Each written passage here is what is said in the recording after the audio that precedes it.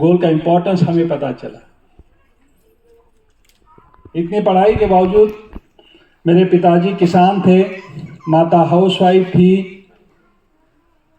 और मैं किसान परिवार से बिलोंग करता हूँ।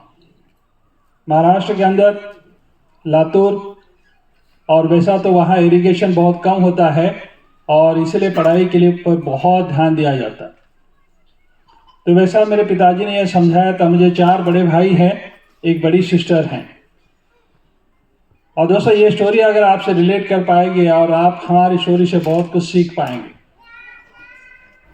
और मेरे पिताजी ने ये कहा था, मेरे 3 बड़े भाई गांव में खेती करते हैं, आज भी करते हैं। तो मेरे पिताजी ने बचपन में समझाया था मुझे कि बेटा पढ़ाई कर लेना, पढ़ लिखेगा तो तू सरकारी बाबू बनेगा, नहीं पढ़ेगा तो तेरी ये माँ है, मेरी ये माँ, और तुझे दूसरी और एक माँ है और वो है काली मिट्टी, यानी कि खेती, उसकी सेवा करना पड़ेगा। फैसला तेरे हाथों में है। एक बार पिताजी ने अपने प्यार से समझाने के बाद वो मौका मैंने कभी नहीं गंवाया और मैं पढ़ाई में ध्यान दिया और हर साल हर क्लास में मैं अव्वल रहा। आगे चल के मैंने यूपीएससी की तैयारी की। मैं 11th स्टैंडर्ड से मैंने यूपीएससी की तैयारी की, क्योंकि मेरे एक भाई विलेज अकाउंटेंट का काम करते थे और उनके बॉस थे IAS कलेक्टर। तो उन्होंने मेरा भी गोल सेटिंग किया कि बेटा तू पढ़ाई में बहुत शार्प है तो तू IAS बन सकता है।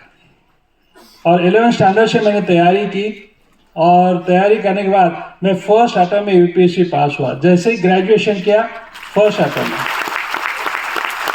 और मेरा रैंक IAS के लिए ना आते हुए मेरा रैंक IPS के लिए आया। और फिजिकल फिटनेस, फिजिकल वर्क की तैयारी ना करने के बावजूद मैं IPS पास एग्जामिनेशन होने के बाद भी मैं सुपरिटेंडिंग ऑफ पुलिस नहीं बना।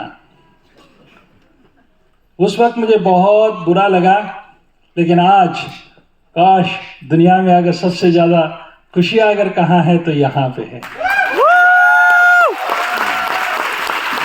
आज देखिए दोस्तों, कामयाबी क्या होती है, कैसी होती है। जब आप कामयाबी हासिल कर रहे हैं तब सब लोग आपको हंसते हैं। मेरे जो सीनियर थे, मेरे जो जूनियर्स थे, वो जो IAS यानी कि IAS और IPS रैंक में हैं, वो मुझे शुरुआती दौर में मुझे हंसते थे, क्या ये एमबीए कर रहा है तू।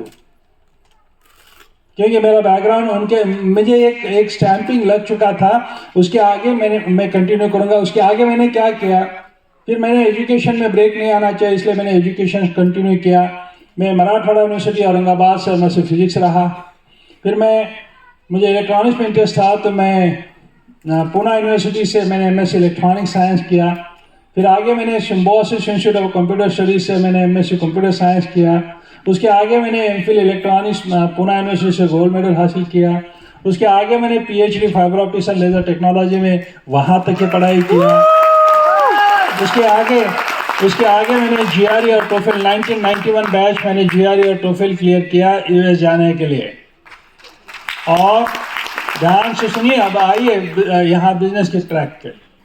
तो दोस्तों, मैं US जाना चाहता था क्योंकि मेरे कुछ कलीग US जा रहे थे PhD प्रोग्राम के लिए। तो मैंने भी अर्जी की, लेकिन पैसे का, किसान फैमिली से बिलोंग करते तो कहाँ से डॉलर ले आते, रोकड़ा। भाषा समझ में आ रही कि नहीं आ रही? यस। आहो आओ। आराम से मत बैठिए, सोना मत। हाँ, अगर नाम भी सोना है तो सोना मत। एक मेरे दोस्त ने कहा ये मेरी सोना है।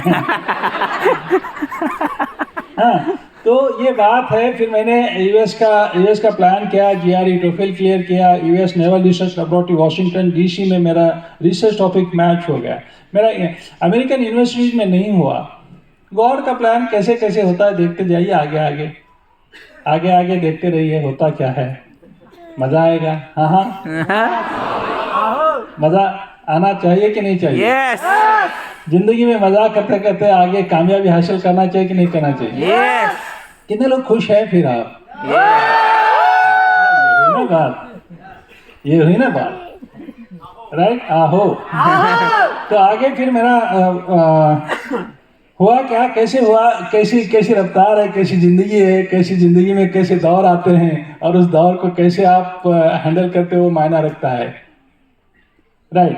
तो आगे मैंने यूएस, मेरा सिलेक्शन हुआ naval research laboratory Washington DC, और मेरा टॉपिक मैच हुआ वहाँ पे, और उसी दौरान गल्फ वॉर फर्स्ट स्टार्ट हुआ, और सफ़ेद दाढ़ी वाले जो प्राइम मिनिस्टर थे चंद्रशेखर जी, वो थे, और वो माइनॉरिटी गवर्नमेंट, और जो कुछ पॉलिटिकल डिप्लोमेटिक क्राइसिस की वजह से इंडिया से जितने भी साइंटिस्ट यूएस आ रहे थे उसमें से सबका वीज़ा कैंसिल, और मेरे